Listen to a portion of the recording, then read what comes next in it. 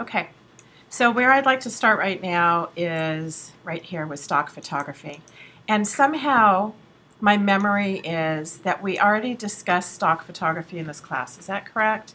We talked about royalty-free images and rights-managed images. Is that correct? No. Okay. Let me just reiterate this. Jaylene says yes. We went a little bit over like when you were talking about vector images. Yes. Feeling.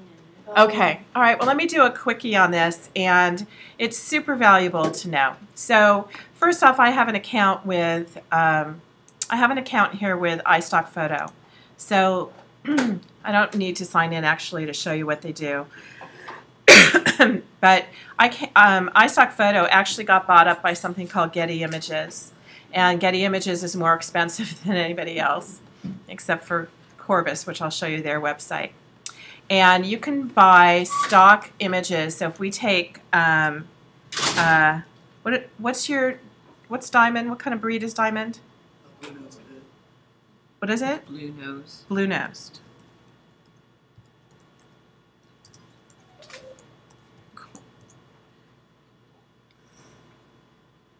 Okay, so we're going to see ugly images now because everybody's going to stereotype your pit bull, right?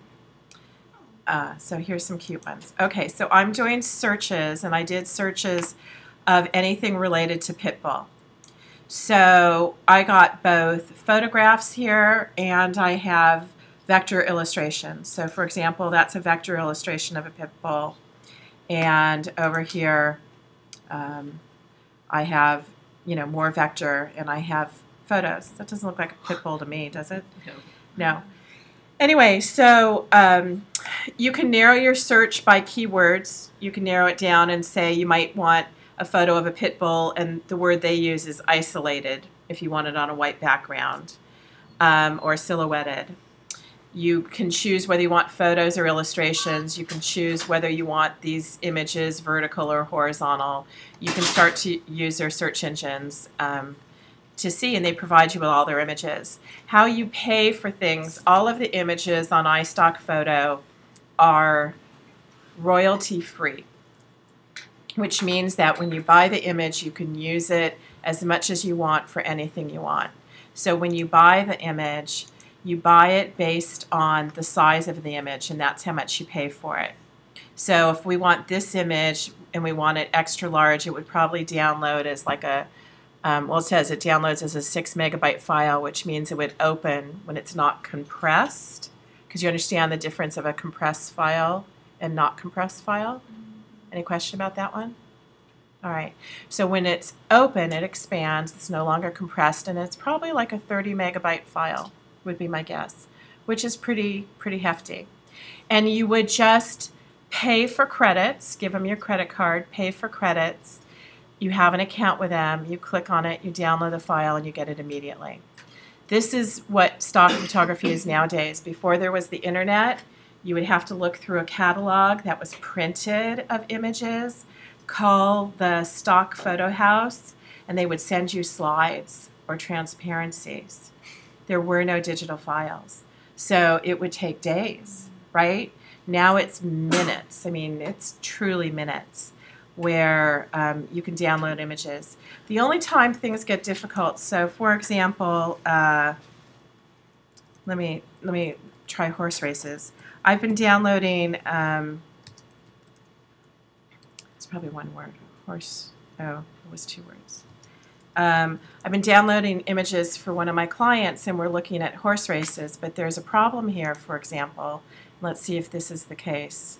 No, this isn't. Notice you don't see the jockey's face.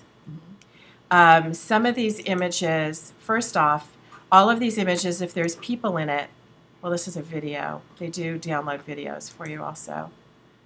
Let me get back to what I'm trying to find here. Notice that they've cut off all the jockeys' faces here too. There's a reason for that. You need to have something called model releases and have permission to use an image. So, for example, I'm looking and I don't see any here. Down low left, it looked like there's a person on a horse's face. Yeah, it's not. It's usually the professional races. Let's horse racing. Let me try it again. Beach polo. I think I ran into trouble with this one. This might be it. Okay, here you go. That's what I was looking for. See how it says editorial use on it?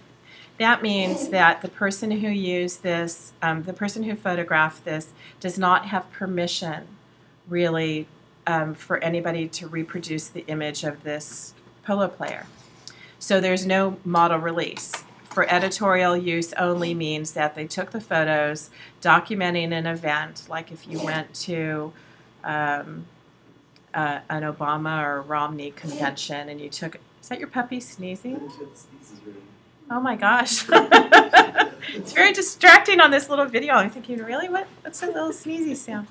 Anyway, so if you went, for example, to a presidential convention and you snapped photos of the politicians, yes, you can use the photos. Yes, you can use them for editorial documentation, but you don't have permission to resell them, or you don't have permission to reprint them, basically. So there's different ways you buy stock images. One is royalty-free, and if there's a person in the image, it will say a model release is on file with the agency. And you must have, if it's a recognizable person, not famous, but if we took a photo of Marisol and you wanted to reprint it, Marisol would have to sign a model release that would allow anybody to reproduce her image. So that's how you purchase them. There's a website called, which I think is much clearer to explain all this, which is called Corbis. And they have a wide variety of royalty-free images and what's called rights-managed images. And I have an account with them. The advantage, oh, I forgot to show you this on iStock Photo. When you download these photos to dummy into a layout, so for example, let me just go back to iStock. So if, for example, I were to download this image of this guy playing the guitar, I would download it and dummy it into a layout before I purchased it to see if my client liked it. Okay? And how I would do that, basically, you could download a comp. It's basically just taking this low-resolution image and dragging it off the internet. Let me launch Photoshop here. And what happens is when you use this image, it has a watermark on it, which says iStock Photo, and it has a cross on it, which is, remember that X on an image was called for position only? Remember that? Mm-hmm. All right, well, that's what they're essentially supplying you with. So if we go to the desktop where I stole that photo, here it is. You'll notice it has a watermark on it that says iStock Photo, and it has a line through it. And if you look at it, it's a low-resolution image. It comes in RGB, of course, which is smaller, and the image is going to be 1 inch in size. So it's a low-resolution image. I mean, yes, they gave it to you at 300 pixels per inch, but it wouldn't reproduce. First off, it has a watermark on it, but this is really a 5-inch image on a web page is what it is. And if we go back to iStock Photo, we'll notice that we pay $19 for a low-resolution image and up to $70 for a larger image. Okay, does everybody follow that? And let's see if somewhere it says there's a model release on file. It doesn't. iStock's super inexpensive. Something called Shutterstock is really inexpensive.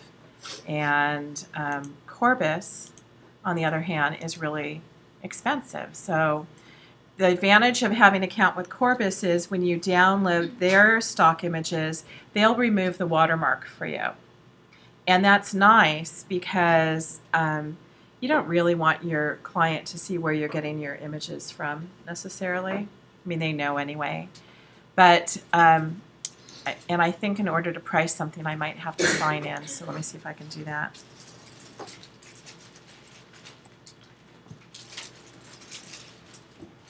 So is there a way to take the information that they give you on the screen to predict how big the image will reproduce? Yes. Yes. I have, let's see if I can figure this out. You need your email. Maybe. Sometimes they are, sometimes they're not. Depends on how long I've had my accounts. Depends if I know my password. Depends on all kinds of I know. things. I appreciate it when they stopped asking for usernames and just went to email. Yes. I'll try one more. No. All right. I don't remember what it is, but we'll figure it out. Let's try Polo here.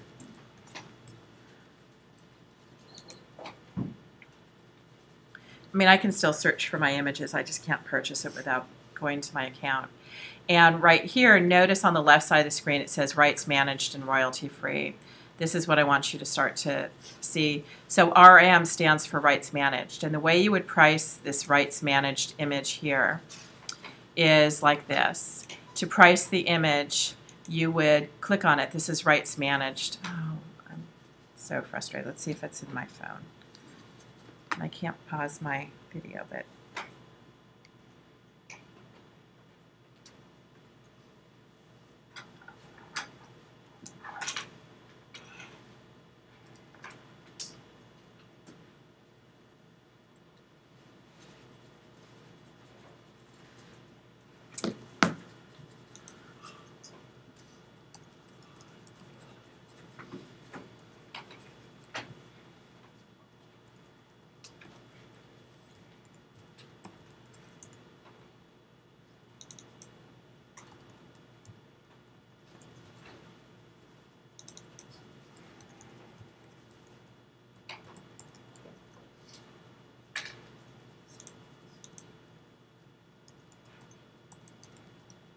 actually, and what's happened with a lot of my accounts is before, they never used to require such complex passwords.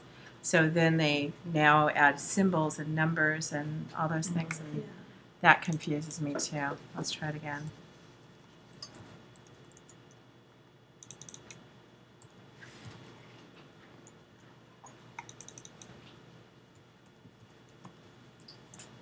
See, I think they've added a number to mine.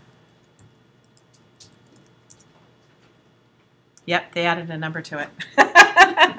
There you go. I figured it out. All right. So here you go. So here's this image, and it is a rights managed image.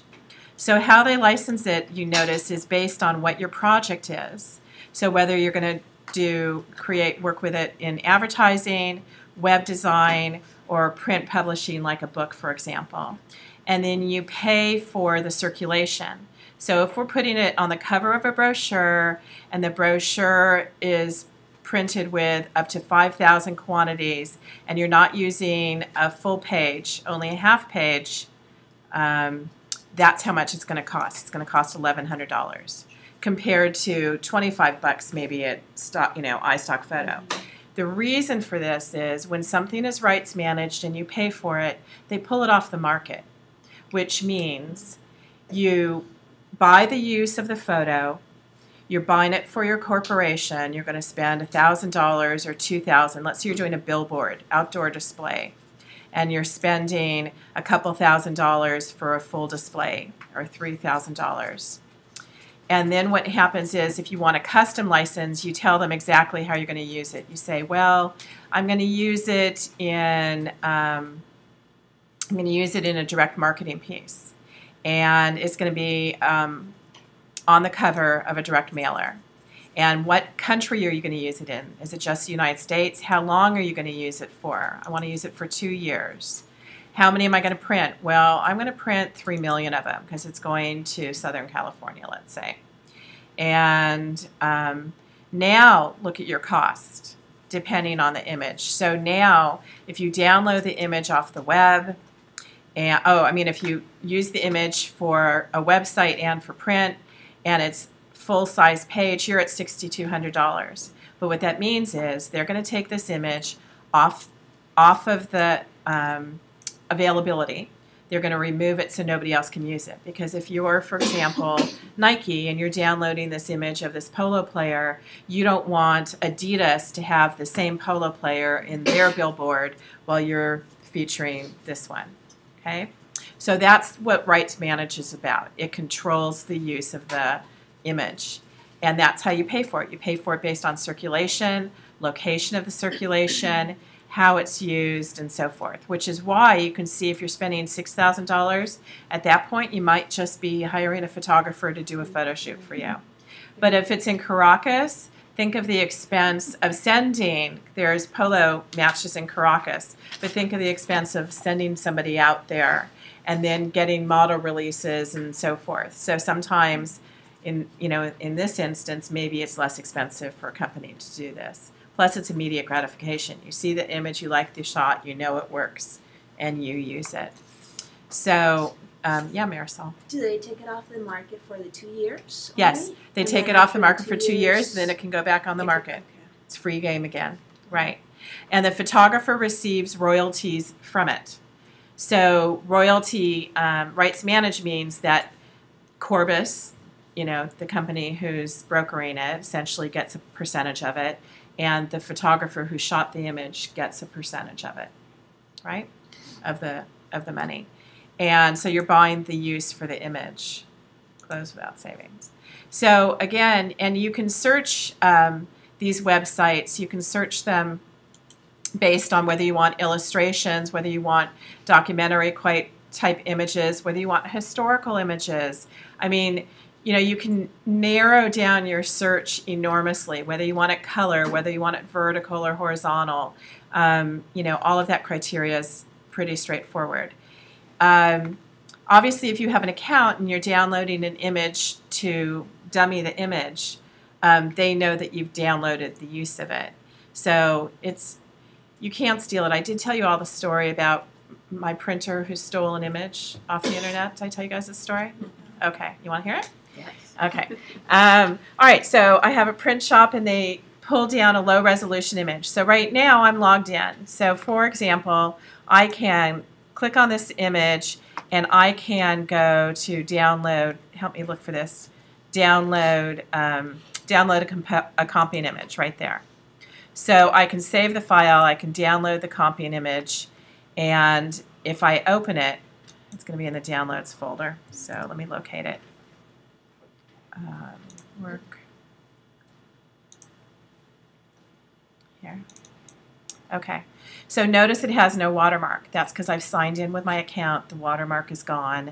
The image is still a low resolution image here, right? It's still just at high resolution display. It's just an inch in size. But this would certainly be, let me not resample this and change it to web resolution right here, which is 72 pixels per inch. I'm sorry, I clicked that too fast. I didn't mean to. It's a 5-inch image. That's a pretty nifty web size image, right? So, but I've stolen this. Let's just be super clear. I have not paid to use it. I do not have permission to. So one of my printers downloaded like a scene in Hawaii. It was a beach, it was a palm tree. They had a banner head at the top of their website. One was the mountains, one was the ocean, one was, lakes, one was whatever. And it was just a collage of images, and they were all a couple inches in size at most on the top of their banner. And they'd had that on their website for a really long time, and then all of a sudden they got a letter that said, you must cease and desist using this image. We've calculated that you've been using it for this amount of time. You owe us this amount of money, and we're suing you. And it was all true. Yes, it was true. What wasn't true about it was they'd been using the image far longer than the letter had stated.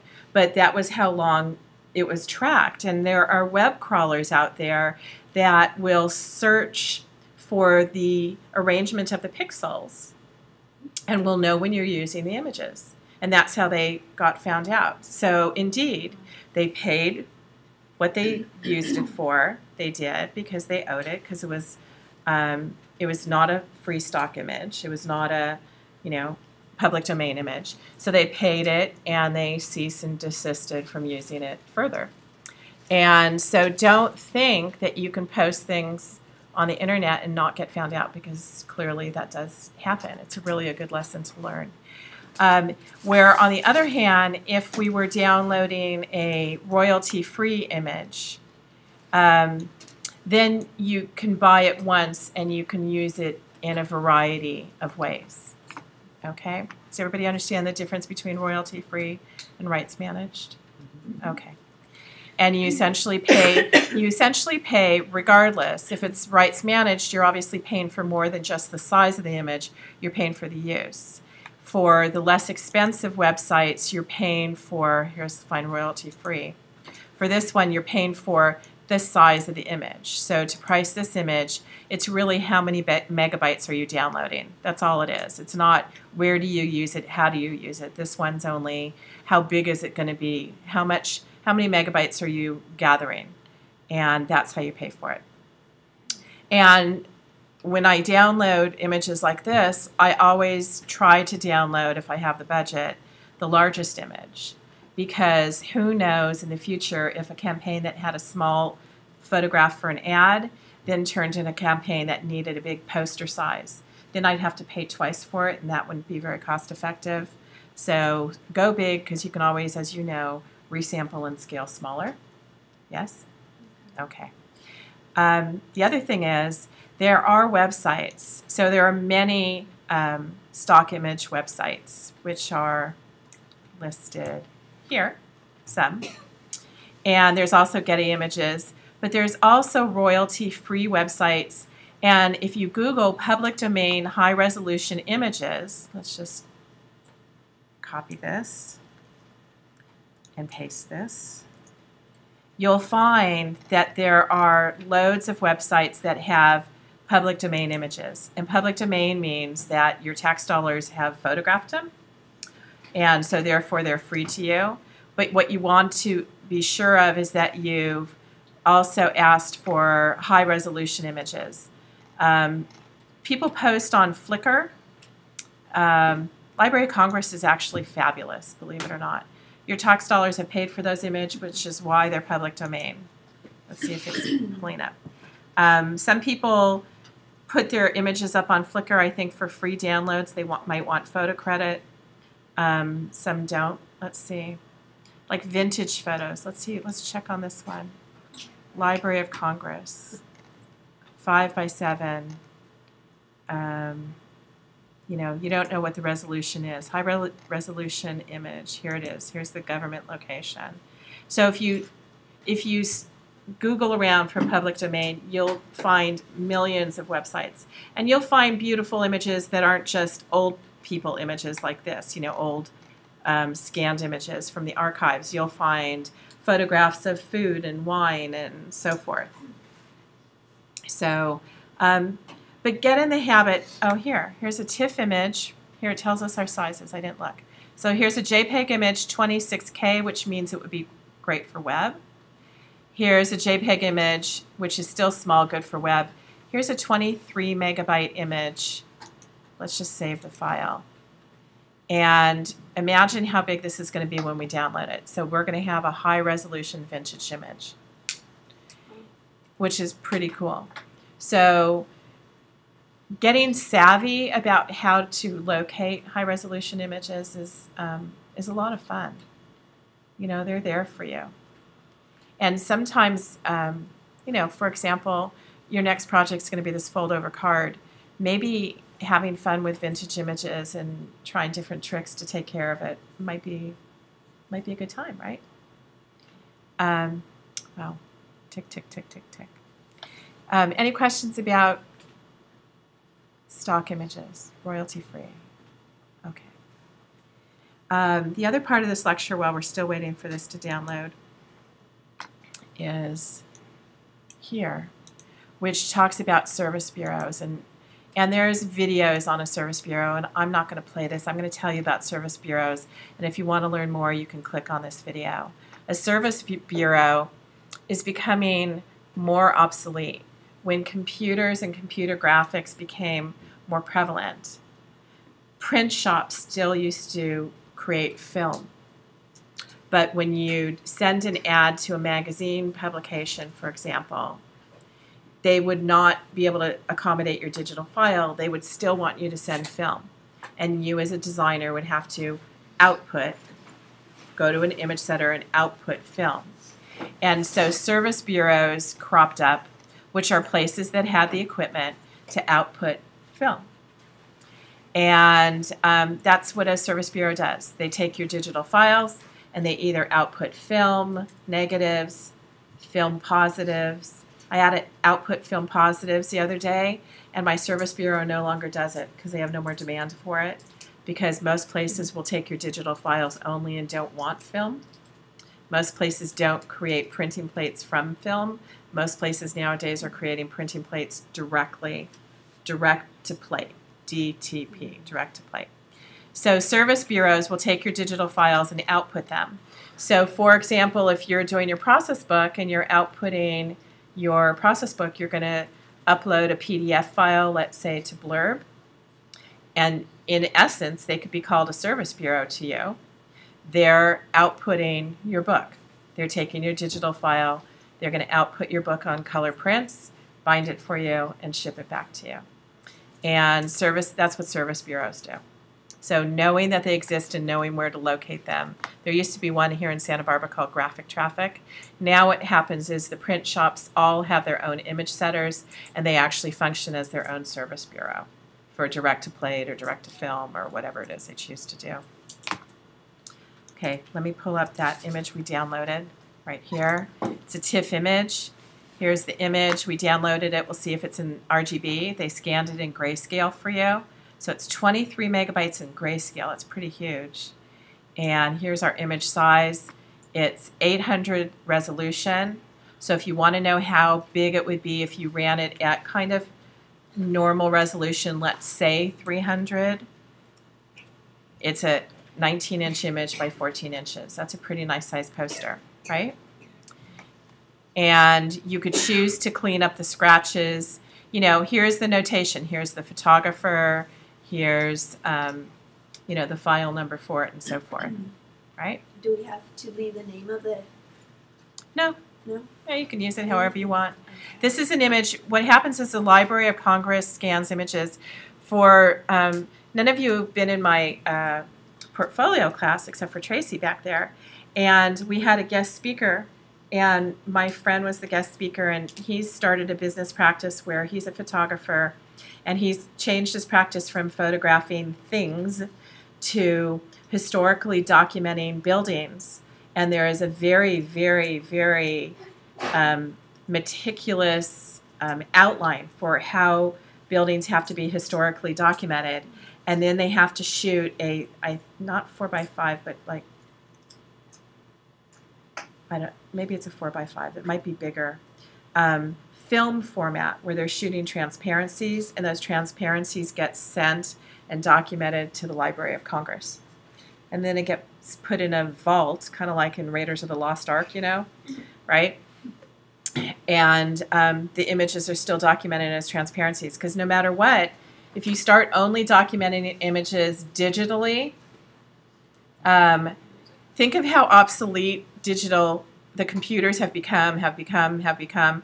Film is never obsolete, really. Does microfiche still for an archivist? Yeah, for an archivist, there's still microfiche, which is film. Same thing. Anyway, so we've downloaded this royalty-free image, and we have full rights to use it on anything we want. We could create a whole campaign around it. All right? Just one other point about the film is you can look at it without any other technology. Film you can hold up to you can see it. The sky and look at it. Yes, you don't need a computer, which is why it's still documented with a film. You know, I have computer files from 22 years ago, and I no longer have the software. I no longer have the computer application that will open some of those files, because those computer applications have gone out of business, for example. So saving a file as a TIFF, here's a perfect example of why you would choose to save a file as a TIFF instead of a Photoshop document. If Photoshop goes out of business and you've saved your photography in Photoshop only, and there's a new software application in the future, it might not be able to read your Photoshop file. But if you save it as a TIFF, it's still readable, which is why this is, for example, saved as a TIFF and not as a PSD file. Is that a good explanation for y'all? Mm-hmm. Yeah, it's good. Makes sense, right? We don't think about that when we're working in it, but I have a ton of Quark files, which is a software that really nobody uses anymore. And Quark was absolutely the state of the art, absolutely the bulletproof graphic designer's application that you use for page layout programs. And now we use InDesign. Now, InDesign, interestingly, will open my old Quark files, I have found. When they first launched it, I think I told you guys this before, that InDesign said, here's your $100 InDesign software, because by then Quark was selling for $700. And here's your $100 InDesign software, and we will open every Quark file you have and convert it to InDesign for you. Piece of cake. And it was a piece of cake. So, you know, technology. Okay, so let me go over, any questions before I move on? Okay, then let me go over your single fold card assignment, which should be super fun. First off, refer to Chapter 9 regarding master pages and object style sheets. And be clear, this is particularly for your process book, how to work with master pages, which I know I have demoed for you. Yes? And how to work with your page panel and apply object styles and create object libraries and so forth. And then here's your single fold card exercise, which has all the instructions for you, which you follow here. And what you're going to do is one part of the assignment, look at number 1, you're going to create a physical mock-up. So when you make a single fold card, what that means is you've already created one when you did that firefighter hooks and ladders thing. Really? When you create a single fold card, sorry, I have to wake y'all up. You really have to understand what you're talking about. You're going to take a piece of paper, decide on the size. And a single fold card is essentially, you're going to print a 4-page document, really. This is a 2-page document. Follow that? Yeah. Here's a 4-page document. Page 1, page 2, page 3, page 4. Follow that? Okay. How many pages is that one? 8. How many pages is that one? 16. How many pages is that one? 32. Okay, good job, you guys. That's our next lecture on imposition and page signatures. Okay, so when you create a single fold card, this is it, single fold card right here. You're going to create your cover design, and you're going to work with photographs in this, not vector graphics. Here's your cover design.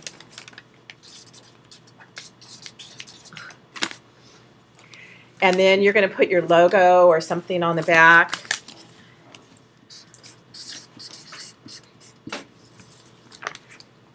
Logo. Then you're going to open your single fold card, and you're going to create graphics in here and text and make it extraordinary, because this is a really fun project. That's why it's going to be extraordinary. And you might choose to use it for holiday cards. You might choose to use it to promote a business. Make it something wonderful. Gosh, the holidays are around. You know, you could do something wonderful with it. You can use your own photographs. Was that your question? No, this is the one for the project that we're doing in class the week before. No, this is the one you're going to do now, and it's due, but it's going to be really similar to your final. Oh, okay. So if you nail this one, you're in good shape. If you nail the postcard and get 100% on the postcard, you're in really good shape. So if you get 100% on this project and you get 100% on the postcard, you're going to be stellar at your final. Okay? There's no surprises in here. The idea is it's just your building skills. Okay, so here's your single fold card. Now here's the interesting thing about the single fold card, which is why we're doing it this way. Because my cover is upside down and my logo is not. That's why you create a mock-up. How do you keep track of what's upside down and what's not? Okay? So you create a mock-up for what you're designing for things, okay? And you want me to walk you through how to design this? Yeah. Yeah, would that help? Okay. Does anybody want to pick a subject for me? Should we use our old vintage photo since we took the time to download it? Yeah. Yeah? Okay. Okay. All right. I'm going to turn off the lights again so you can see.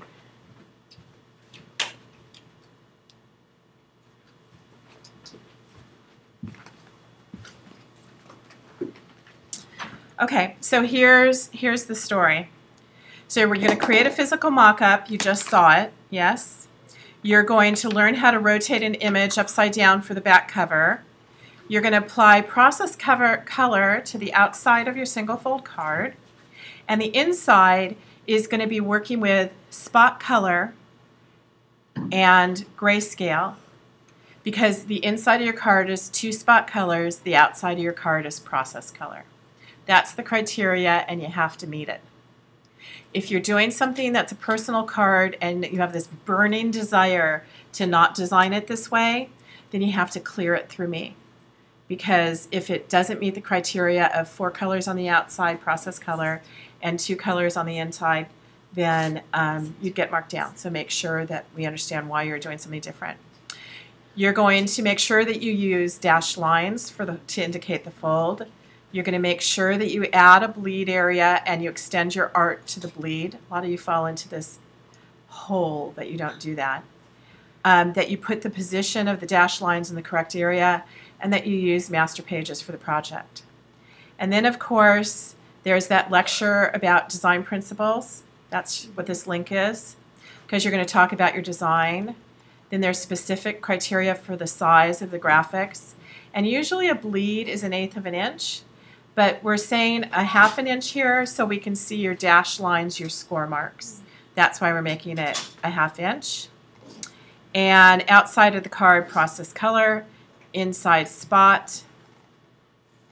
Here's places you can use stock photos. You now know how to get royalty free, and you can use your own. The key here is that you make sure that you use images that are the correct resolution. So what information do you need to know what the resolution is going to be for your image? Who knows what that LPI stands for? Lines per inch. Back there, you guys are so quiet. Do you know that? Zoe, did you know that?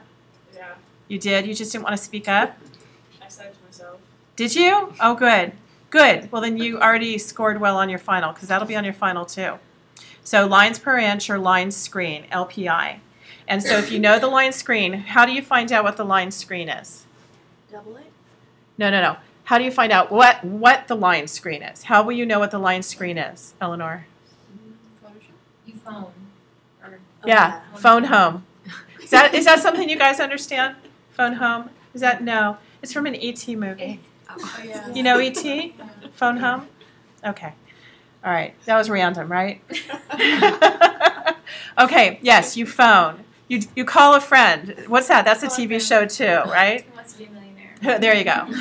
Okay, you call a friend, and you call the print shop. You call the print shop or the magazine publication. They will tell you what line screen they print with. You won't know otherwise.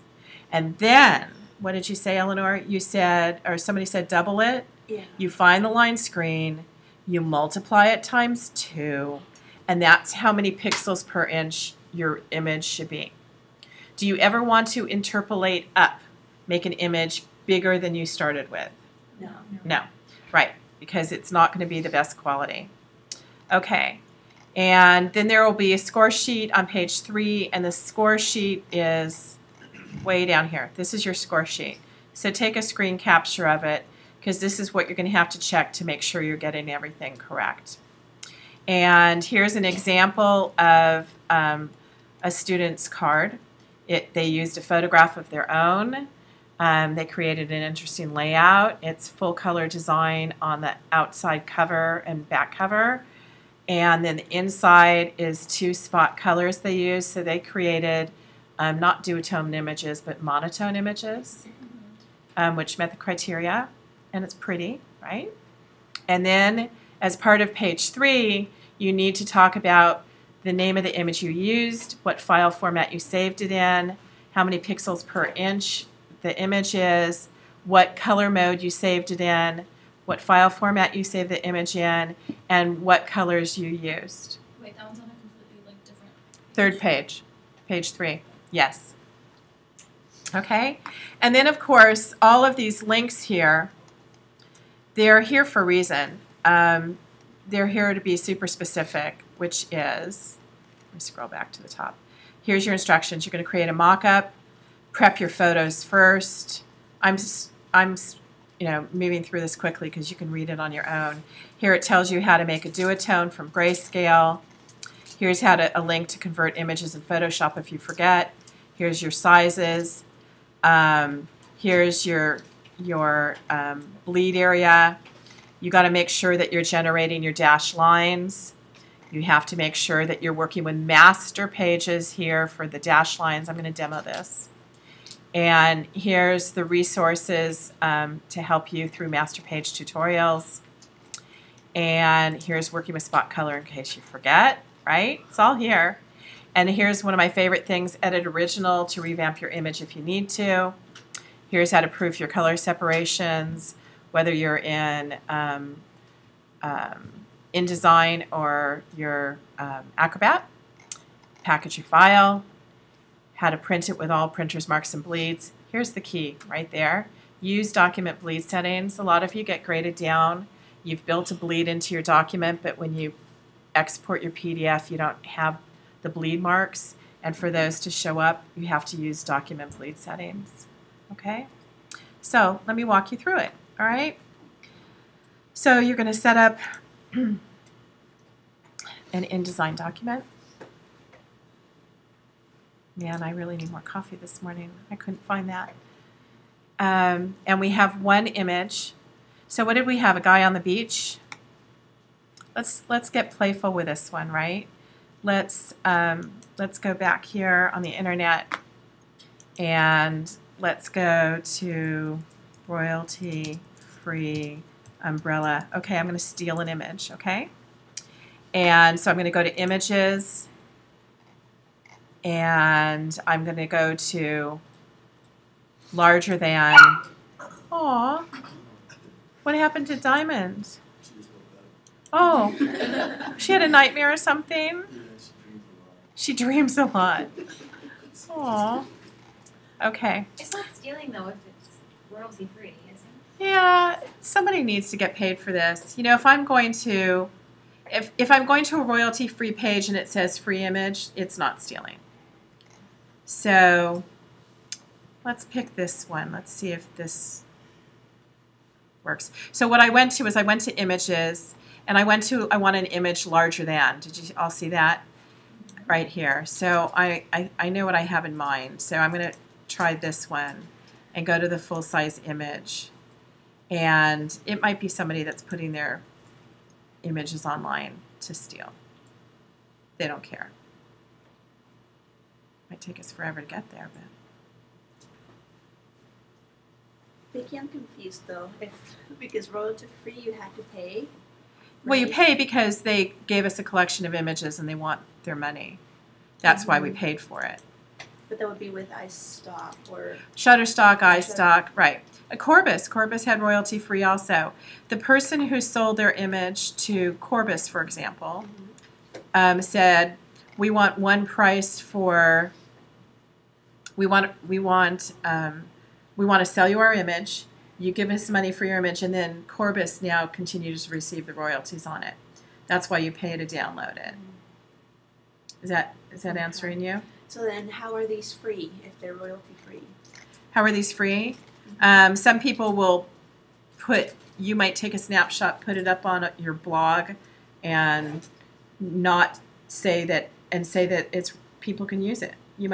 People do that on Flickr. They put their vacation photos on Flickr, and they don't care if people will So these download are them. completely free photos? I Or don't know does if they it say are. royalty? I'm not Borrowing? sure. Yeah, I'm borrowing them. I'm not sure that they're royalty free. Let's see where this one comes from. Beach Umbrella, Pix Mule. Maybe it's somebody who put their. Look at that, Pix Mule. What do they do?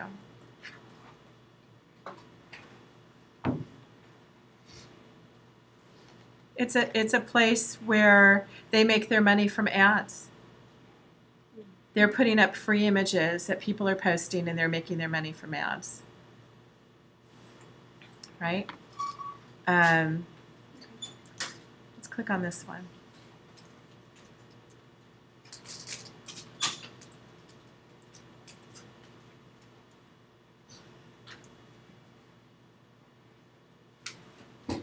Sometimes I think I could just watch that circle all day.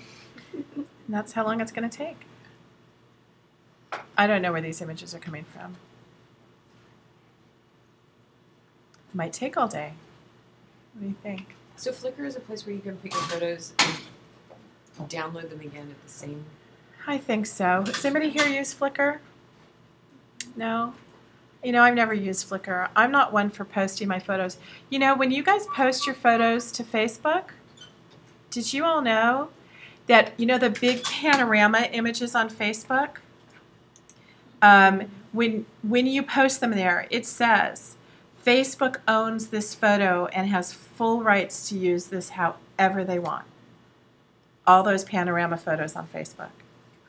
Marisol's got a face that's like, yep, I read that. Did you read that? Yeah. Do all of you know that? Yeah. Okay. And I also think that when you post any photos to Facebook, I'm not sure, but I think they have full rights to use your photos however they want. Yeah. I think that's what, is that, yes, you, Zoe? Yeah, I think that's it. Let's see if we can try and get these. Otherwise, I'm just not patient waiting for it. We picked a poor site for it. So be really careful when, you know, I'm very guilty about clicking agree on those little contracts all the time, accept, agree, so forth. I don't read them. I don't think any of us do. All right, these aren't being very successful here. Let's find something faster. This is too long. Okay, let me out of here. All right, let's try it one more time. Back to the Library of Congress. Yeah. Beach umbrella photo. Let's just go here. Images. Let's pick larger than. And I'm picking larger than because I want a high resolution image. And that's why I'm doing it. Let's pick this. There. Somebody's beach photo. Okay. Blogspot. See? Save image as. And let's put it on the desktop. Okay. Now I've got a couple images. I'm going to do this fast for all of you so you don't wait too long. So our document is supposed to be, it's a 150 line screen, so our images are going to be 300 pixels. The document is going to be 6 by 8, and so when the card folds in half, it's going to be 6 by 4. Follow that? Okay. So here's my document. I'm going to set up my, I'll put this up in advanced, I think. Here's my workspace. And let's go to inches, preferences, inches. Good, we're in inches. And then turn off this black stroke because it'll get you into trouble. Now I make my new document, Command N for new. It's going to be 6 inches wide. It's going to be 8 inches tall. And it's going to be 3 pages. And I always like bigger margins than the default. It's just my preference. And Turn off facing pages. and yeah, turn off facing pages. Thank you. And let's make it 2 columns just for kicks and give it a big gutter. And build our bleed in, which should be a 1/2 inch all around. And we don't really need a slug. And we say, okay, here's our document. Now, so you all know, here's my enormous bleed. Here's my black trim. Here's my 2 columns, which are just guides I set up. Now you go to pages, and we're going to set up a master page because we want to build our score mark where we're going to fold our single fold card. The reason we put it in there is the print shop needs to know that's what you're intending to do with it. And so the best thing I would do to start this would be to double click in the upper left corner to set my ruler guides to 0, 0. Use my guide reference point right here to the upper left corner. Take a vertical guide down to the 4 inch mark and release it. Okay? And then I'm going to, 2 columns. I don't know, I was bored. So like Just- to balance out like in text. Yeah, it gives me a guide to start with, and I like having guides. Also, I like knowing, here's a couple details that you might not ordinarily think about.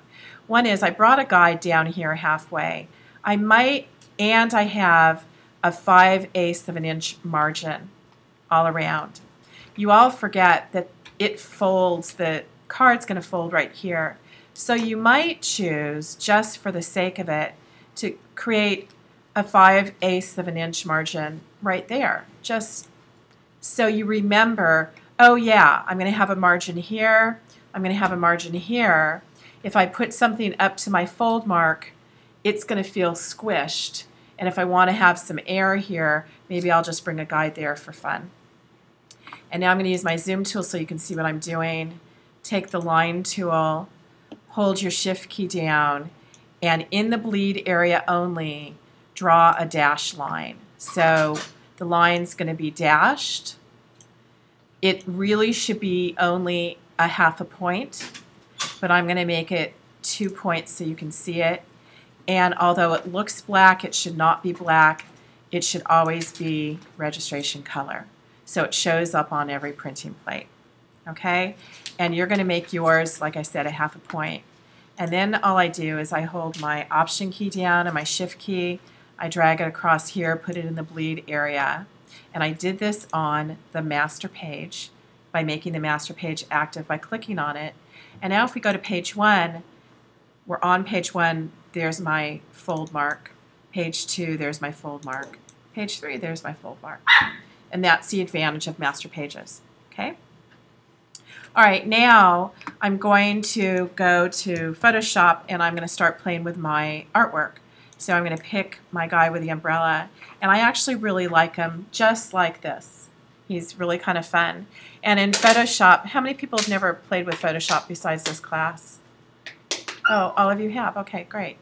One of the things I do if I'm going to alter an image, I will always drag my background layer down to the Layers panel in Photoshop and duplicate it, just so I always keep the integrity of my original image so I know I can refer back to it.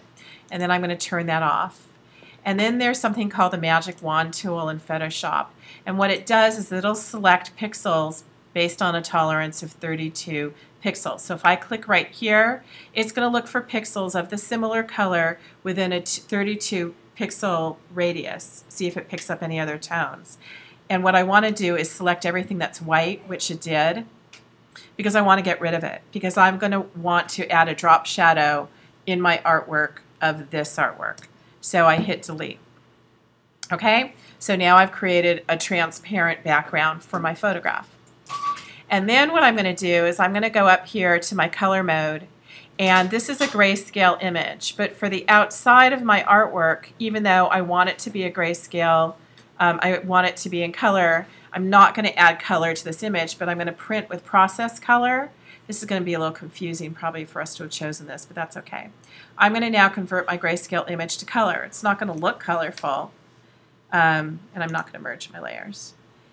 It's not going to look colorful, but what happens is I now can play with color tones if I wanted to adjust the image. There's something, here's a little crash course in Photoshop. There's something called adjustment layers in Photoshop. So because I have a layer, this one, I can adjust that layer by choosing any of these elements, and I'm going to change the hue and saturation of this image. And I get this new layer, which is going to adjust this layer it's applying to, the one below it. And I'm going to, I can play with saturation, but since it's a black and white image, nothing's going to really change on my color, but I'm going to colorize it. And now if I colorize my image, I can start to play with the tones of it and saturate the image with a color. Let's see if I can pick something in here. Maybe this isn't going to let me do it. Maybe I'm on the wrong layer. That's what it looks like I'm doing. Let me do this. Let me play with this. Let me try this again. This should colorize it, and I don't know why I'm not getting it to color. Maybe it's because you have like selected the area around. Oh, you know what? You might absolutely. Yeah, that's exactly what happened. I had a layer mask going. Let me trash that. Thank you. Eleanor, thank you. Okay. Here what happened was it was only applying to my transparency and I wasn't paying attention. So here, let me do this again then the right way. So let me make sure I had deselected what was active, which was that transparent background. And with this layer, I'm going to go to my adjustment layer. I'm going to go to hue and saturation. And like I said, it's not going to change my color very much. I can do it just this way and it'll slightly change the tone of it. I don't know if you can see it on the screen behind me. I can warm it up, or I can colorize it and I can change the hue to anything I want for this image, which that looks really kind of vintage. That looks like kind of, does that look more vintage? Or you guys can't see it. It still looks black and white to you. For me, it's purple. So, and then you can saturate it more. You can increase your saturation. Now you guys can see it more. Although his face goes black for you.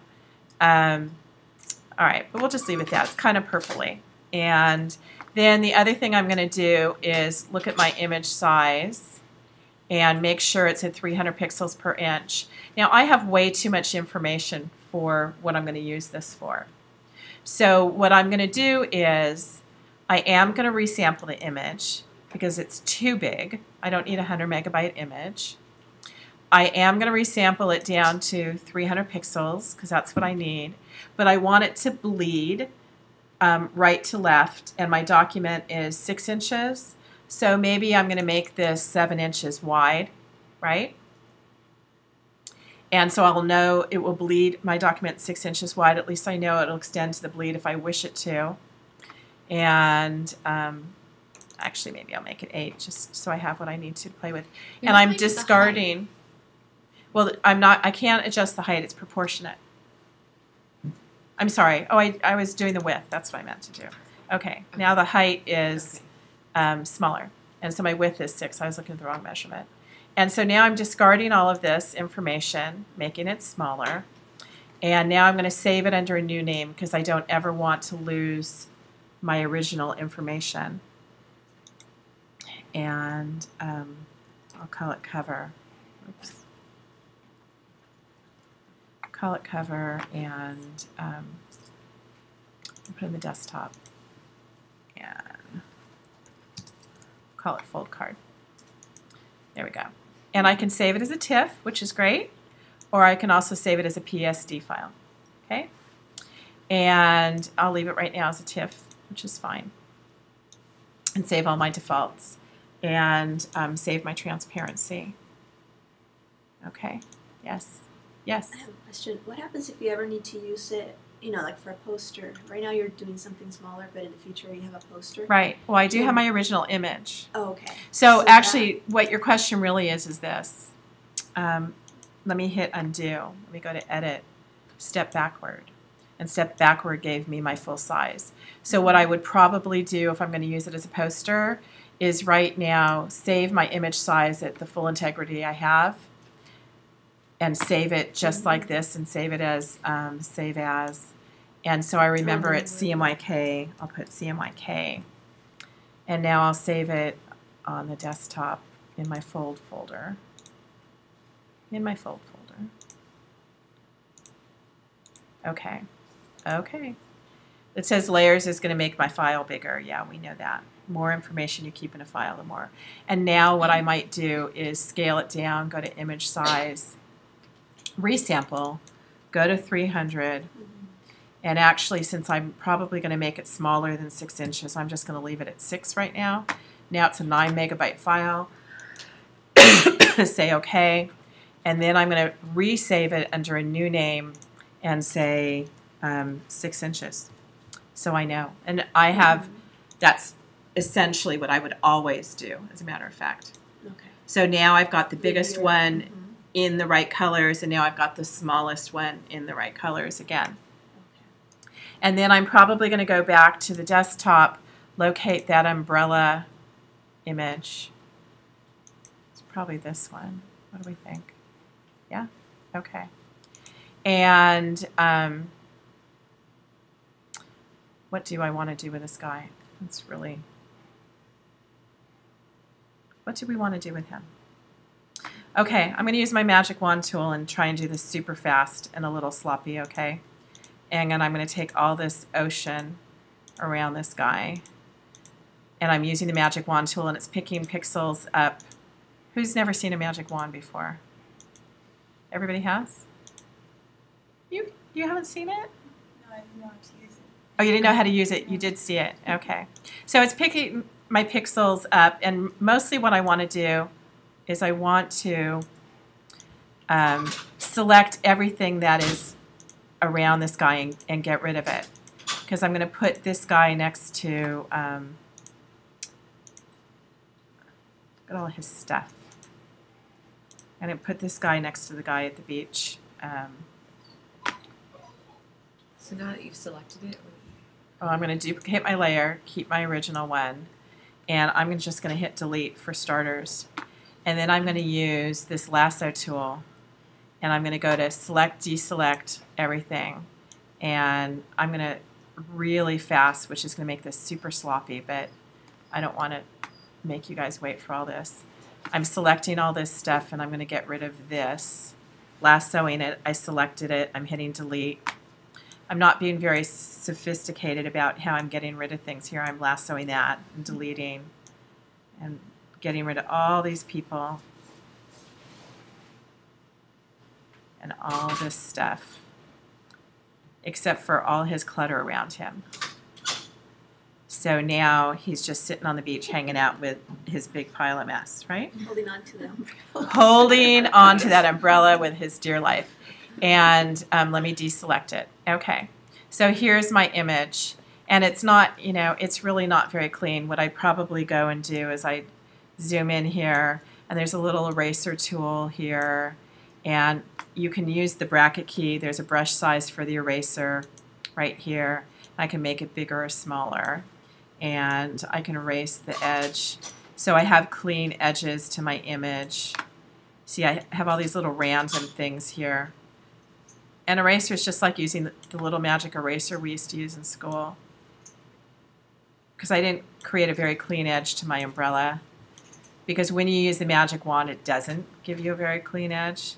And I'm doing it super fast. And I would be incredibly disappointed if you guys were as sloppy as I am. And I'm holding my little bracket key to reduce the size of my brush here. And I'm kind of faking out an edge to this umbrella. Morning. Morning. And because rough edges will show up, you probably can't see them on the screen behind me. I'm hitting my right bracket key to make my eraser bigger. And I'm just trying to clean up this rough raster edge. Can you see the rough raster edge on the screen behind me? Yeah. And it's going to look really sloppy. Yeah, John? Whenever I'm cutting out an umbrella like that, What do you guys often? When was the last time you did that, John? I don't recall. Last rainstorm. Anyway, I always use the, what is that tool? The fuzz tool, The blur? the blur tool on the edge. Which does Gets rid of all that, the jaggies. jaggies. oh, we should keep the devil on his shoulder. Oh, you want the devil on his shoulder? I'm kidding. We'll keep him. That's funny. That's the guy saying, yes, yes. Do it.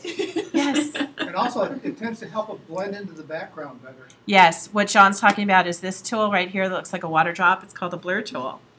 And what the blur tool does, it creates blurry, it creates blurry edges. It makes them kind of diffused and softer, right? And smoother edges. So that's how I kind of cleaned up my umbrella. And then I know you have terrible color behind you, but he doesn't look so good, actually. This guy, he's got some weird colors going on.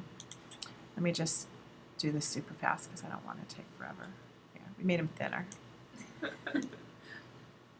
All right. And then he's kind of dark there, so I can adjust his color and so forth. But the key here for this image is, let me just crop it because there's no reason for it to have to be so big. I can pull it in here. I think my proportions are constrained. They are. Remember the day I did that? That's why it's keeping my size shape like this. Unconstrained now. Now I can pull it in tight on the right, pull it in tight on the left, pull it in tight down here. Okay, hit return to crop it. Let's go to the image mode.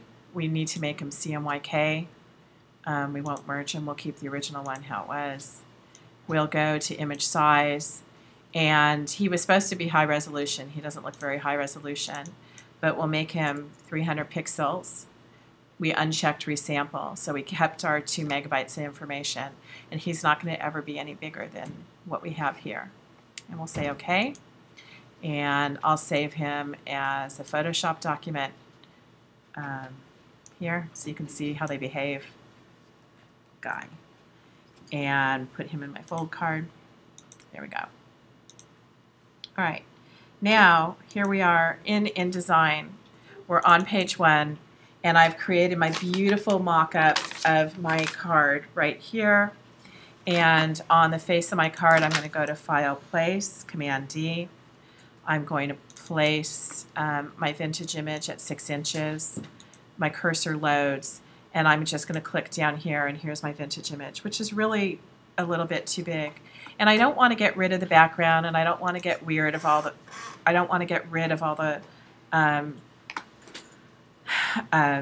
the border and so forth. I'm kind of enjoying it.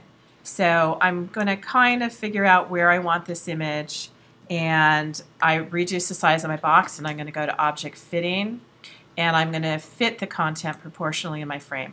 And there's my image. And then I'm going to click off of it. I'm going to go to Command D. I'm going to find my guy with the beach umbrella, and I'm going to place him right here on my image as a contrast. And I'm going to go to my effects panel, and I'm going to multiply him. So he's a little bit darker out in the background, but he's that full color where my other guy isn't. And I just have my little contrast. And then I'm going to group the 2 of them and go to Object Group. And then I'm going to take my image and I'm going to rotate it a little bit like that. And I'm going to go to my Effects panel and go to Effects right here. Actually, I'm going to ungroup them because I only want to apply the effect to 1 image, not to 2. So I'm going to ungroup it. I'm going to select my vintage image, go to the Effects panel, go to Drop Shadow. Now, do you remember when you add a drop shadow, it's adding black or it's adding multiple colors? Right now, it's adding black, so keep that in mind. And I'm going to give it about a 15% drop shadow. And I can change the offset, the size of my drop shadow. Let's click Preview. I can change the size of my shadow, which is diffused out when I make it bigger. I can change where the shadow is cast. See it moving? So you can play with these measurements however you want. And generally, I would never exceed 15% of a drop shadow at all. They're really, really heavy and harsh. And so now I've got my cover, and then maybe I'm going to come up with some cool type. And don't just type it on a straight line. The sale of your life that I must have spent 20 minutes trying to remember how to type on a line or type on a path. Type on a path. I got it to type on a path, but I couldn't. Does everybody know how to the type on a indent. path? That's what it was. I wanted Okay. a hanging indent. Oh, hanging indents on a path. I don't even know if that's possible. I gave up. Oh, yes, John. If you had put that drop shadow on with the 2 images grouped, it would have ended up exactly the same, wouldn't it? No, it would have applied to both of them, I believe. It would have applied a drop shadow? I think it would have applied. I don't know. We could find out. We shall test. But my thought was it would apply to both of them, and I just didn't want to fall into that. Okay, so here's my image. Here's my 30-point type. Here's my reduce leading because I want it super tight. And I'm going to hit a tab, select all, apply my tabs, and make 1 tab right here for this line, Life is a Beach.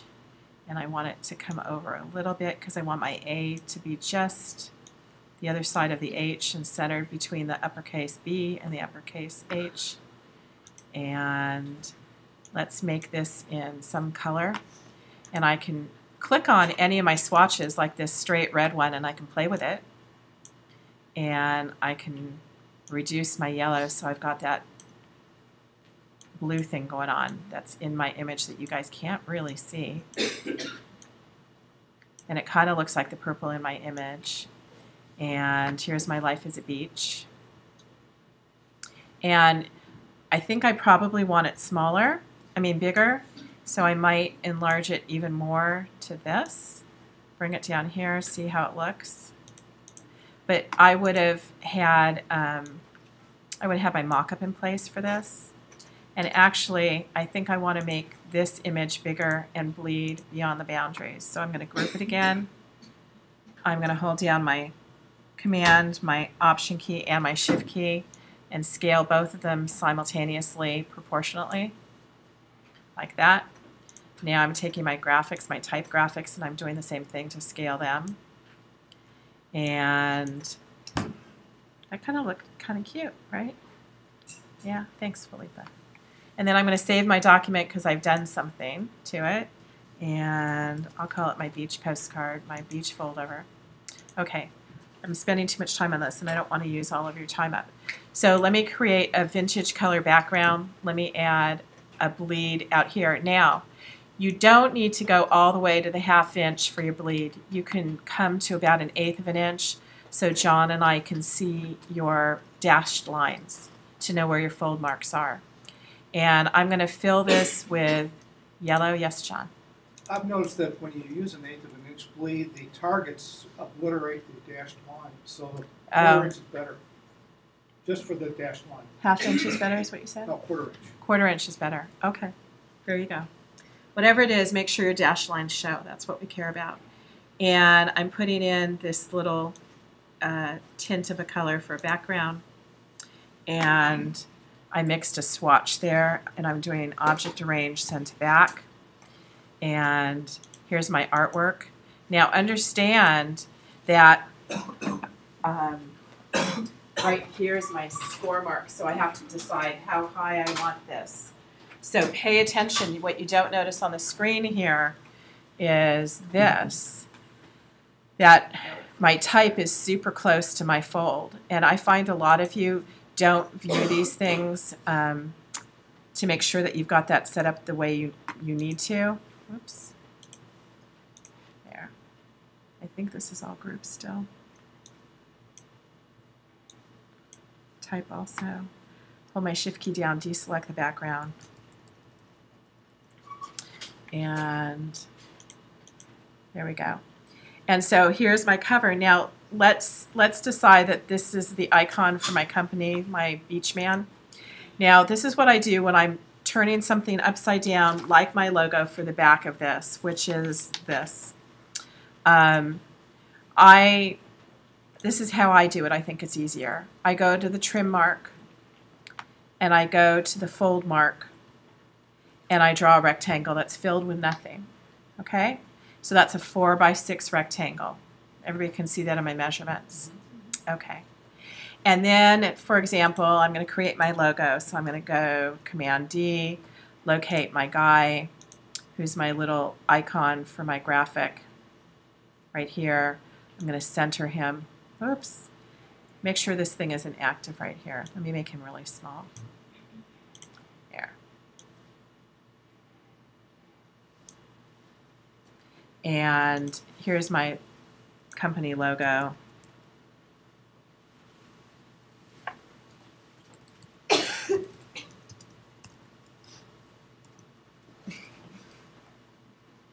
Called Just Beachy in impact type.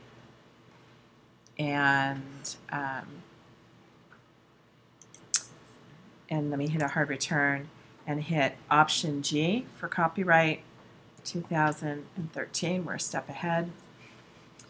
And we're going to pick this purple swatch I created right there. We're going to center the type, Command C. It's going to be 11 point type on 14 point leading. And let's put this on one line. And then I'm going to place this right below my guy with the logo, my logo guy. I hope you guys are going to do something better than me here, okay? But I'm making sure that everything sits in this rectangle just how I want it. And then I'm going to group it together. So I'm holding this down, the beach guy down, and that big rectangle down, and I'm going to group it. And then if I rotate this 180 degrees, I can just drag that rectangle, and I know now it's positioned exactly how I want it to be positioned upside down without me turning my head upside down or stressing about it. And then here's my graphic. And so now I've got the logo on the back and so forth. For the inside, for example, I don't want to use your time right now to download another image. But for example, I could download another vintage image to go with this card, for example, and convert it to a duotone. This would work perfectly as a duotone. Black and white images do. Do you want me to download one of those vintage ones again, just for show you something different? No? You No. can use part of this, right? Part of Yeah, that. but it would be more fun. If you, okay. Sure. Sure! Okay, you guys let's find where we were. We weren't at that. I know. See, that was the answer I really was looking for, wasn't it? You got the beach, the guy It's in the the beach Library from the Library of Congress. Yes. And I need to show all my history because it doesn't, come on, today's history.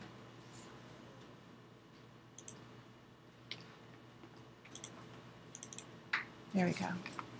What happens if you bleed, like if you have a picture across the whole cover of the card, there's no bleed between that and the back because they're going to be folded. So do you bring your picture right to the fold line? Okay, say that again. I was trying to get this website up. If you had your, because you know how your card is going to be folded. Yes. So that line, the fold line is just kind of like a guide for you to fold it after. Yes. But there's no bleed and you want that picture to be the whole front page. What do you do about that edge? It's the edge, you just bring the picture right to the top edge where you're going to fold it? Okay, that's such a good question.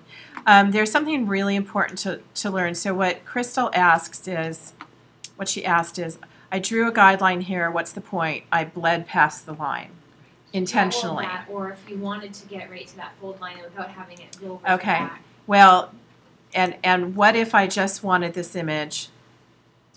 What if I just wanted this image here to end at the fold? Let me tell you something really important to remember when you really are professionally making a single fold card.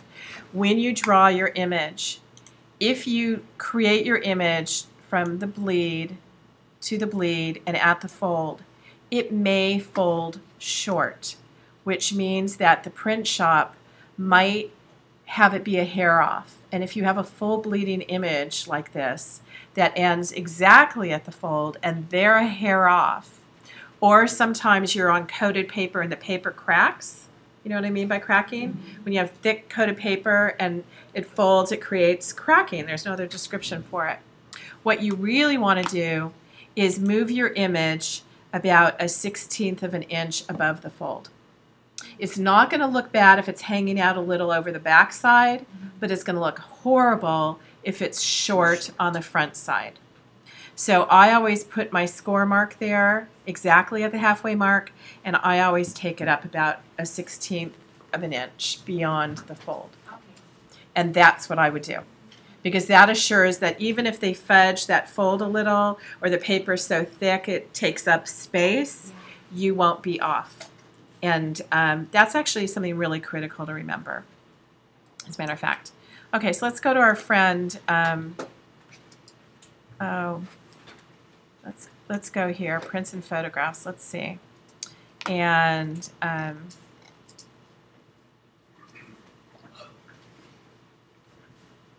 here we go. These ladies look like a good time. And let's pull them down. So they're 12 megabytes. Okay, so they're gonna, life is a beach for them too. Thank you. I feel better now that I have this. You just wanted to hear that, huh? Yeah, I did. I was waiting. Marisol, please. Please say And I'm yes. like, well, I don't know. Should we go fast or? You sure? I know. Sure. Well, okay, that didn't take up that long, did it? It wasn't so. No, that was pretty fast. That was pretty fast for me, right? Okay. So now we're on the inside of our card. And what I'm going to do is locate. Now, if I want to adjust this image, I'm going to remember it's kind of purpley. Remember, this is created through process color. And if we go back to our card here and we go to page 1, for example, and let's view this without all our guides showing, and we go to Window, Output, Separation, Preview, and we view this, notice there are no spot colors showing up, and I can turn off the cyan, turn off the magenta, turn off the yellow, turn off the black, right? And so this was created through process color. And right now I'm going to go locate those ladies that I downloaded right here. Here's our next one that we downloaded. And again, they are fun. They look fun. So what I would do for them is see if they're grayscale, which they are. I'm going to go to my image size and look at the high resolution here. We will resample the image. I am going to reduce my image. We already know that if we want to save it at the largest size, we will. So I'm going to assume I'm saving at the largest size, but right now I'm going to scale it down. So this one is not going to bleed. I'm going to make it 6 inches wide. I'm going to say OK, and it's a grayscale image already. If I want to convert this to a duotone and add a spot color, I can go to Image Duotone. One color is black, and I probably want to leave it as black. But you can make a duotone out of any 2 colors in the world. It doesn't have to be black. And actually, for the sake of it, let me change this one and let me pick a violet right there and say OK. For my first color is going to be violet. Change my curves so everything gets cleaned up here by pulling those little points off. Let's make that 0, make that 0. Cleans up the act. And then let's click here on the green and let's find something black. So I'm typing black. B-L-A-C-K. There, gave me black. Here's a spot black, okay? There's lots of blacks, there's grays and so forth. So I'm picking a spot black. I'm changing, again, my curves back to their regular balance to see if I like it. And actually that image looks pretty great. It kind of looks like the one on the front anyway as a duotone. And we say OK. We say OK. And when you save an image as a duotone, you either save it as a native Photoshop document or you save it as a Photoshop EPS document. Those are your 2 choices. Bless you. Notice TIFF is not an option.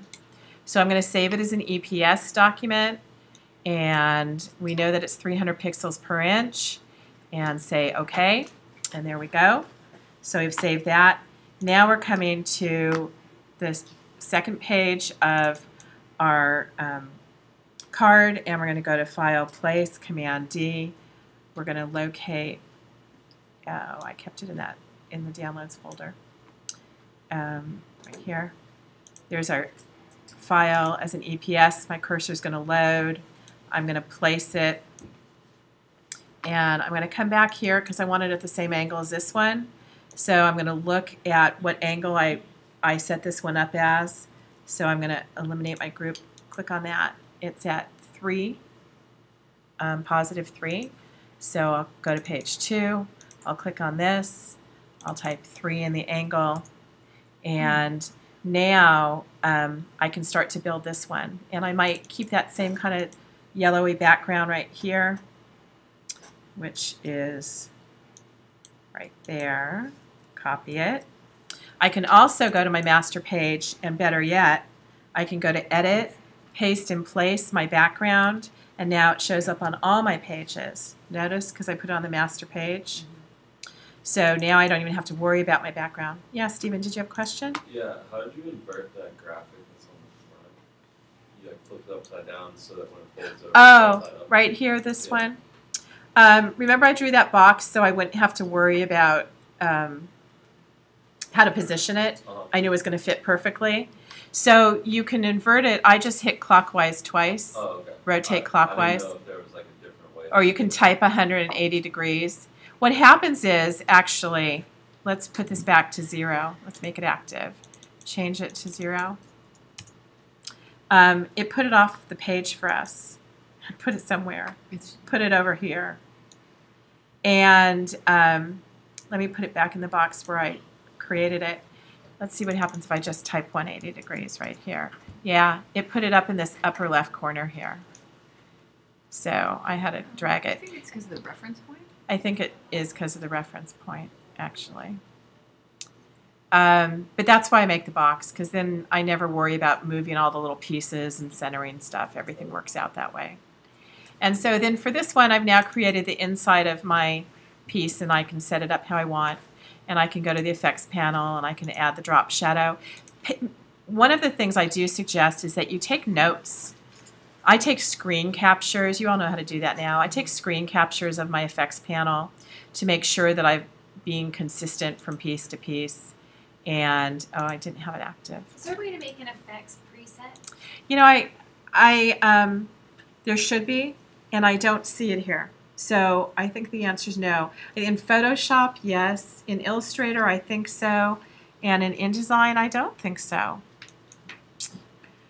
So there's my preset. And actually, I don't like this white edge here. I didn't get rid of the white edge in the photograph, so I'd probably, it's kind of bugging me. So I'd probably go back and change that in Photoshop. Go back to Edit Original. Y'all remember how to edit Original? You click on, you go to Control, you click, and it says Edit Original. And because I saved it in Photoshop, it might not open it in Photoshop, so you'd want to go to Edit with Photoshop. Yeah, John? That's a big problem in adapting pictures like that, the background coming through with the picture. Yes. That's why it's a good thing to have a transparent background, and when you do that little bit with the transparency tool, it'll imitate the aliasing with the new color background. Yes, it will. It'll blend into it. And that's exactly what we did with our page 1. We made that transparent background for this one, which was nicer. This one, actually being able to tuck in my image, worked really well enough. And then here you'd add some type.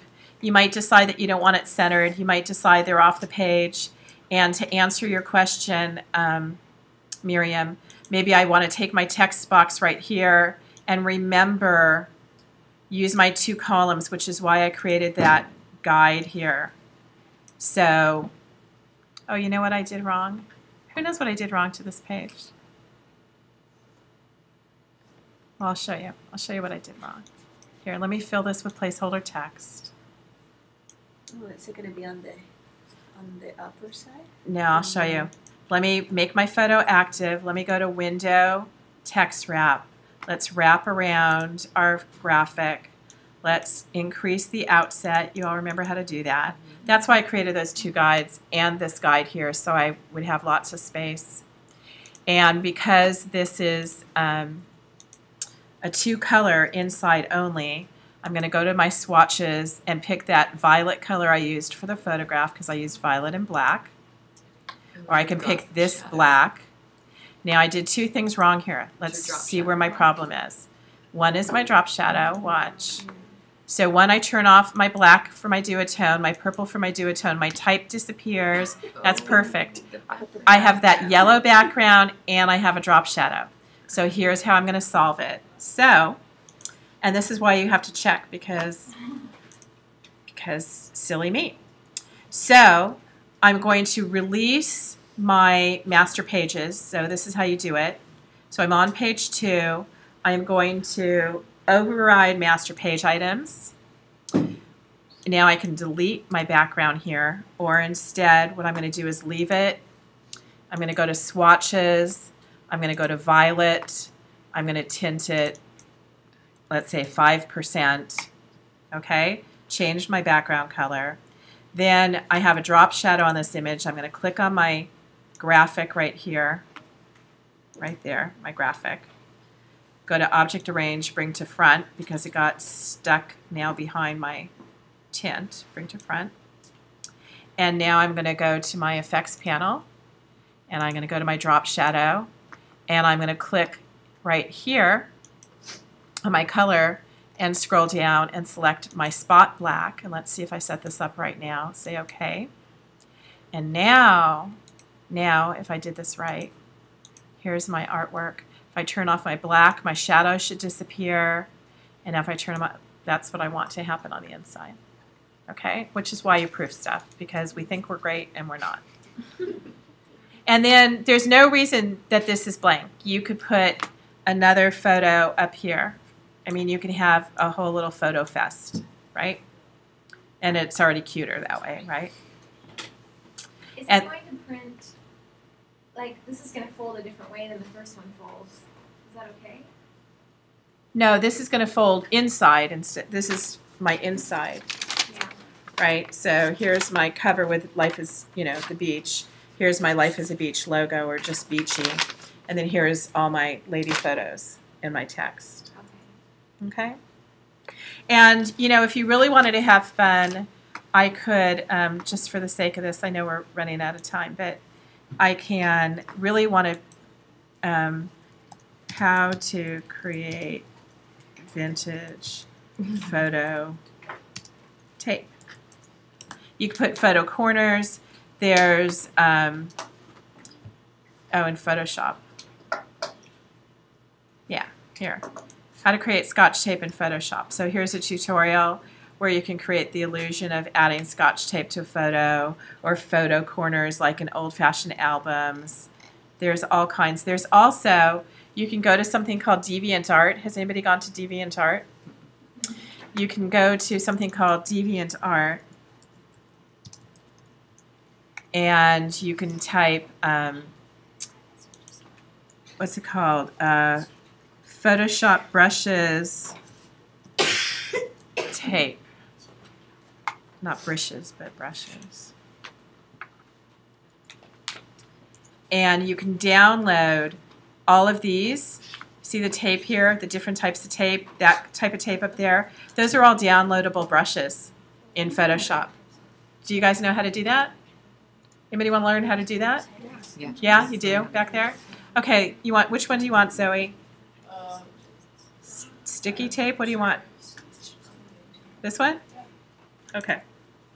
So I'm downloading sticky tape. So download the brush file. Notice a brush file gets downloaded as an ABR, which is an Adobe brush file, I guess. I'm making that up, I think.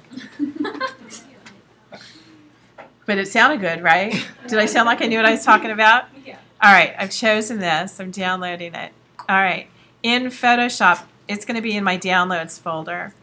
In Photoshop, you can go to the brush panel. Right, here's a brush tool. There's also a brush panel in Photoshop. I don't know that I'll ever be able to repeat this again, so take notes. You go to Brush Presets. You go to Load Brushes. I am doing pretty well right now. You go to Load Brushes. Here's sticky tape brushes in my Downloads folder. I'm going to load them. Okay, I have a brush that looks like a hand loaded. That's why that keeps showing up like that. If I go to the bottom of my brush panel, they might not look like tape, but they're tape. And then you get different brush sizes. So right now, for example, let me leave this here. I'm going to make my canvas of these women larger. So let's go to Canvas, and I'm going to make my canvas bigger. So I'm going to put them on an 8x7 canvas and leave them in the center of that canvas. And I'm going to go to my brush tool. I'm going to select a brush. I'm going to go to the bottom of my brush panel where this tape is, and let's pick this one, 200. Oh, let's pick a bigger one, 300. And I can make my brush bigger. I don't want it that big. There. And I put tape on her. Is that so cool? That's a brush. Wow. Isn't that really fun? And it worked in the color we needed it to. It worked in our duotone color palette. Vicky, I missed it. I'm sorry. How did you, do you just download the? I downloaded the brushes, and then I went to Window Brush, opened the brush preset panel, and then I loaded the brushes. The cool thing about DeviantArt, the cool thing about these websites is they have a ton of brushes. So I went to load brushes and located it right here. You know, for example, I could go back to DeviantArt and I can search. That was kind of fun. Previous. There we go. Previous. Click all. Click all. Thank you. Sometimes when you're staring at something, you can't find where you need to go. I can download, for example, targets in DeviantArt. Search all art. Oh, I didn't want all art. I want to browse. I want to search target brush. Let's see if that'll pull up. Okay, so here's vector brushes to download. Ammo brushes. That's not pretty. Circles. Let's try circles. Let's see. Is this a brush to download or is this art? I can't tell. But you can download. I had one student download target practice, and it was the shape of a male body with a big target on his center. And they just kept changing the color of the brushes, and they created Warhol art. So let's try again. One thing you can do is if you look at the first picture and Go ahead. no, if you go back one, Go back. Go back. and then you see like after the design, Uh-huh. it says Photoshop brushes. Yes. Click, and now you can search within the Photoshop. Oh, now I can search with it. Thank you. Oh, these See? are all brushes. These are all brushes. I don't use these very much, so Look at the cloud brushes. yeah, these are all brushes. So let's pick a sun rising brush, and it's a vintage one, right? So let's download this file and save it. Then I can come back to Photoshop. I can load my brush. I should have, oh, I have to unzip it. So we'll go to the downloads folder and view by date modified. Double click, load it. File exists. Here's Rising Sun is what it's called. Okay, so back in Photoshop, come here, go to Load Brushes, go to Rising Sun Brush. Let's go to Name.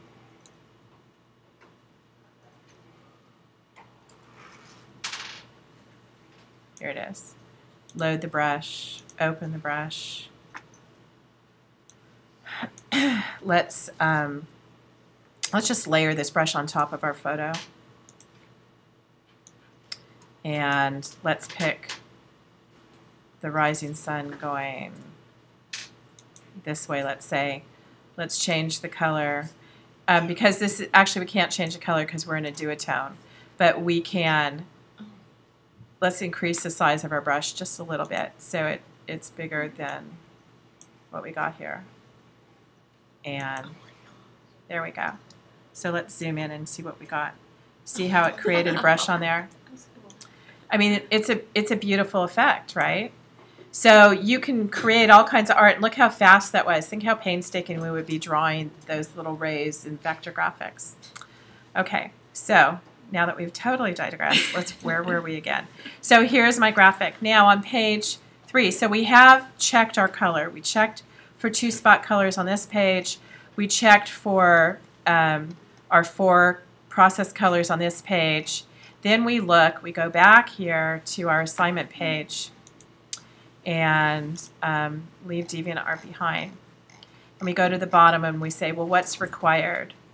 Well, on the back page, on page 3, I'm sorry, you need the image resolution, the color mode for the images, the file format you saved your images in, the number of color separations. You also get 15 points for describing your design process and the design principles you applied. Okay? So Miriam would say, She'd say, well, I set my document up as a 2-column grid, right? And my front cover, I wanted to have a vintage feel, so I probably wouldn't use this solid yellow color. I'd probably add some weird vintage texture to it, right? Because it's too pristine. But I created a 2-column grid. I applied the 2-column grid to the inside of my card where I set my text up on the right-hand side, and it was balanced with the photo on the left.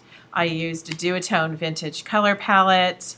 I thoughtfully selected the type on the inside of my card to make the font appropriate for the vintage feel of the card, except for the sense of humor when I did Life is a Beach, playfulness, so forth. Yeah, Miriam. When you load the brushes, will they automatically change to the color that you Yes. are using? Yes. So let's go to our I was color. gonna ask, like, if you put on the tape and you put on separation, to be like, will it, stay? Yeah, will it stay? Well, first off, let's come back to this image, which is process color, right? Mhm. If I click on my Life is a Beach image and I edit original, it's going to open. I have to tell it to open in Photoshop because it's TIFF. It might open in preview. So I'm going to edit with Photoshop. Now, if gonna- you save this with that sun in it, would the sun appear in the Yes. design? So right now, if I resave this file, if I save this image with the sun on it, Just first off, Miriam, to answer your question, Yeah. this is a CMYK file. So the sun's a little bit yellow. I don't know what it looks like behind me. yellow. Okay, it's a little yellow. It's kind of see-through. It's going to still save as process color. If I wish to, let's try it. Let's go to my brush.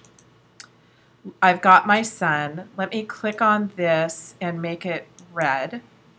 Let's see if it changes my sun to be red. No, it didn't, did it? Because look at how it didn't apply the red to it. Say okay. And let me go to my layers and see what I'm working on. Okay. This is a little unwieldy to have this big sun. So let me click on this. Here, this is in red. Okay. Now let me go to my brush. Now let's see if it made my brush red. Yeah, it did. And somehow in the brush it has something applied to it which it does something to make it multiply into your image. There must be some control. The brush is red, and if I turn off my hue saturation right now, we're getting that red brush showing up. Can you see that? It was my hue saturation which changed the color of it. So her question was, when you originally, I think So she do was, you have to change it manually? Like change it to the color that Yes. you're supposed to use? I changed it manually. Yes. And right now I can make another one blue and go to OK and go to my brush panel and select a different brush. Let's pick this one and put a blue on it, right? And I can go, this is the question you're asking, right? Go to green, and now it's a green brush. and where do you play with the tint if you don't want that? Well, where you would play with the tint is I could change the opacity of my brush up here, and it's a softer brush. Or I could, probably what I would choose to do is add a layer and put my brush on the layer, so I keep the integrity in my artwork. How could you pick a Pantone color? Pantone would have to be with a duotone. You can't mix a process color file, a CMYK file, with a Pantone spot color right now. I could go up here and I could color pick a Pantone. I could go to Color Library and pick this green, but it's still going to apply as a process color. It won't apply as a spot color. Okay? Will it appear in your swatch library as this? No, it will not show up as a spot color from the Photoshop file. So here on page 3, I will type the information of the design principles I used for my layout, the file format, which one file was saved as a TIFF, I would name it. I would tell page 1 the file is saved as, let's look at this example for the lecture. So here's the only thing this is missing, so don't forget it, is discussing the design principles. But you'd say the front file, the vintage man on the beach is saved as a process color file. I adjusted the hue and saturation to make it look whatever you describe. I saved it as a TIFF file. It's 300 pixels per inch. It's created in process color, which supplies me with 4 separations. The file format for that one's a TIFF. The one for the color guy on the beach, the logo one, that's upside down. He's process color, and he was saved as a PSD file. You'd say that. You'd just describe all of it, okay? And just make sure to check your color separations. When I export this file, just to be really specific, you go to PDF, high quality print. I know you all know this. You save the file, marks and bleeds, you select that. Make sure to select bleed settings, and this should show up as a 1/2 inch, or as John said, a 1/4 of an inch. Whatever it is, I'm going to export my document right now, and that's because I had that placeholder text which overflows. And here's my artwork, and John and I can see your dash marks. You need to be able to see them. You need to show that your artwork extends beyond the trim. And then what you do need to do with this assignment, you need to turn in a mock-up, and you need to turn in a color printed fold over card. And you can print those in class because they're kind of hard to put together. Because I don't know if this printer in here will print front and back, but generally you're going to print out 2 sheets and figure out how to fold it accurately, trim it accurately, because you trim it while it's folded, and it's cumbersome. Yeah, John? And don't forget to put the marks in registration color. Yes, and don't forget to put the marks in registration color. Because what John and I will do from here is we'll go to Window View Tools, we go to Print Production, we go to Output Preview, we move this over here, and the first thing we do is we turn off one of the colors, and we turn off black and see if your marks and bleeds, your score marks go away. If we turn off black, it means you did them in black, and they should be in registration color. So then we turn all of this off, and everything should go away. These remain because there's still 2 spot colors in this document. Then we go to page 2. We do the same thing. We'll know if you used master pages because I know where your trim marks sit. So does John, or your fold marks. And here you turn off your 2 spot colors. We'll turn back on process color. And we'll turn off the 2 spot colors, and everything should disappear, right? So we did pretty good, except we can't understand the text. What Yes. color are we supposed to do the dash lines? Like in our Registration color. Registration color right here. Right here. Registration color. That means it shows up on every single printing plate. Any other questions about this? You got a lot of information in there. I think I had more fun than you did, though, because I got to play with the beach stuff. So I have a question. Yes. The websites where you could have your Christmas cards made, Yes. can we do it less expensively doing it ourselves than going through one of these companies and just popping our pictures into their Yes. We So could do it less Teresa's expensively. question is, can you make your own Christmas cards? Of course you can. Well, I know I like can, we but I take mean, it's pictures, like What's that? we can make a photo shoot and You could do whatever you want, of course. You could. I'll But give then to you take it Eddie's down to photo, and you can put it on there. I took one of Eddie. But then to take it down to a print shop and have 100 cards printed. Right. Well, so here's an example. You can go to websites where they upload. You can also go, for example, here. So we're talking about holiday cards right now. You can go to Modern Postcard. Anybody know about Modern Postcard? Modern Postcard does gorgeous printing. I think their smallest quantity is 250, and they have fold-over cards. They started their business where they only did postcards, and what they do is their press is enormous. And the type of products they have now is you can have a fold-over card that's 5 by 7, and the reason they're going to be so cheap Well, here's a fold-over greeting card. I'm not sure the size, but the reason they're so cheap is because they print many at the same time. It's my job. They just to gang say run yes. them. However, I don't know why this is taking so long, but you can download from Modern Postcard. This is clearly the campus and not the websites. They have a great website. They have one of my favorite websites around because it's so easy to use. They will supply you with a template to download an InDesign document.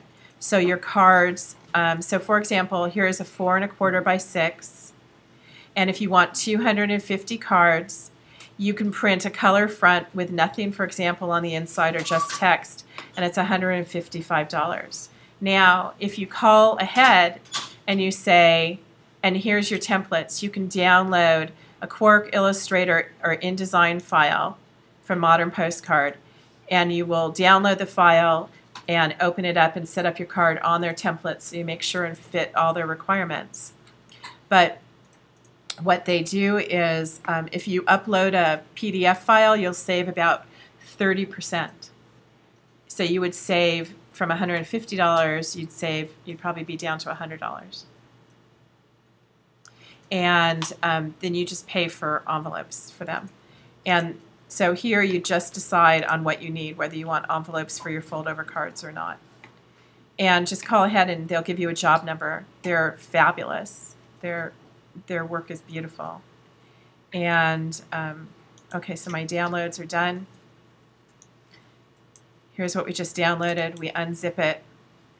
And here's my folder. And if I want a horizontal layout in InDesign, here's my inside, here's my outside. And I can drag it to InDesign. And here's the template they gave me for my fold-over card. And then they give it to you with layers. And I can turn off that layer, and now I've got my blank canvas. And if you use their template, then you know you're fitting exactly what it is you want. And this is for a vertical fold. That's your fold right there. That's folding this way instead of this way. Any other questions from anybody? Okay. Well, have fun with this. You know what?